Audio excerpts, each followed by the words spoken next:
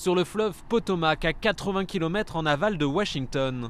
Une bouée de l'armée suréquipée de capteurs monte la garde. Au sommet, dans ce cylindre gris, un détecteur de radiation nucléaire. Si un bateau s'approche de la capitale avec une bombe nucléaire, la bouée va le détecter. Elle va se mettre en alerte et identifier le bateau. C'est la société de Steve Williams qui a vendu la bouée 500 000 $. Une goutte d'eau dans le gigantesque budget de la sécurité. Depuis le 11 septembre, les États-Unis ont doublé leurs dépenses pour protéger leur territoire. Personne ne va réduire les dépenses de sécurité. On ne pourrait pas mieux se porter. On est sûr que le gouvernement va continuer à dépenser. Direction le salon annuel des robots et des véhicules sans pilote à Washington. Cette entreprise vend ses petits robots à l'armée et la police.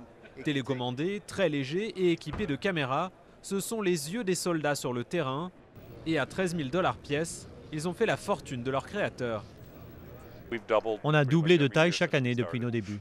Sur le salon, des drones pour les polices des grandes villes, des caméras dernier cri, des produits qui se vendent très bien, mais les budgets de la sécurité devraient commencer à baisser 10 ans après l'urgence des attentats du 11 septembre.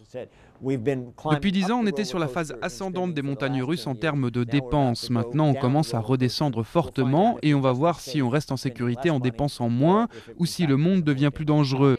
En attendant l'austérité, le secteur de l'antiterrorisme devrait encore croître de plus de 10% cette année aux États-Unis.